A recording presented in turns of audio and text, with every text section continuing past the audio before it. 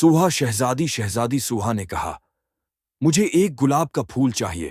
ان کا باپ کوئی نہ کوئی بات بھول جاتا تھا، اس لیے صرف شہزادی سوہا کے لیے پھول لے آیا، باقی چیزیں وہ بھول چکا تھا۔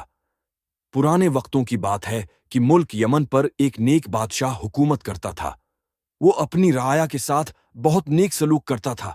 اس کی 4 بیٹیاں تھیں، جن میں سے ایک شہزادی بہت حسین تھی، جس کی خوبصورتی پر باقی شہزادیاں نفرت کرتی تھیں۔ اس شہزادی کا نام شہزادی سوہا تھا۔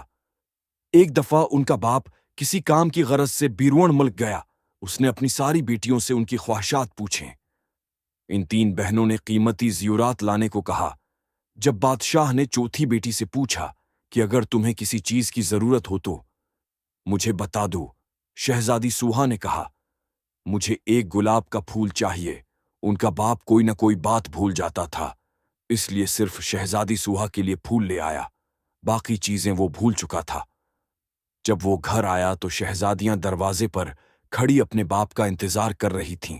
جب ان کا باپ آیا تو صرف ایک پھول کے علاوہ اس کے پاس کوئی چیز نہ تھی۔ شہزادیوں نے اپنے باپ کو برا بھلا کہہ کر باپ کی نافرمانی کی۔ شہزادی سوہا کمرے میں جا کر رونے لگی۔ اس کا باپ کمرے میں آیا، اس کا پھول اسے دے دیا۔ بادشاہ نے کہا، دنیا میں سب سے زیادہ قیمتی چیز والدین کی خدمت ہے۔ چنانچہ جب بادشاہ دوسری مرتبہ بیرون ملک گیا تو سب نے اپنی اپنی چیزیں لانے کے لیے کہا، مگر شہزائے سوہا اس پر خاموش رہی۔ اس نے سوچا کہ اس بار کوئی ایسی بات نہ ہو کہ جس سے میرے باپ کا دل دکھے، تو بادشاہ نے اپنی بیٹیوں کے لیے زیورات لیے۔ راستے میں ایک جنگل تھا۔ بادشاہ اس جنگل میں سے گزر رہا تھا تو اس نے درخت پر بیٹھے ایک چمگادڑ کو دیکھا۔ وہ چمگادڑ اصل میں ایک خوفناک جن تھا۔ اس نے بادشاہ کو قید کر لیا۔ ایک شہزادہ یہ سارا منظر دیکھ رہا تھا۔ اس نے اپنی تیز دھار تلوار نکالی اور چمگادڑ کی گردن پر دے ماری۔ چمگادڑ اسی وقت مر گیا۔ شہزادہ بادشاہ کو محل لے گیا اور ان کی بیٹیوں کو سارا قصہ سنا دیا۔ شہزادیاں اپنے باپ کے پاس آئیں اور اپنے باپ سے نافرمانی پر معافی مانگی۔ بادشاہ نے اس وقت اپنی ساری بیٹیوں میں سے سوہا پر فخر محسوس کیا اور اپنی ساری بیٹیوں کو گلے لگا لیا۔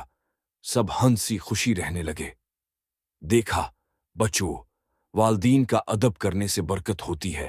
ہمیں بھی چاہیے کہ شہزادی سوہا کی طرح اپنے والدین کی خدمت کریں اور ایسی بات زبان پر نہ لائیں جس سے والدین کا دل دکھے۔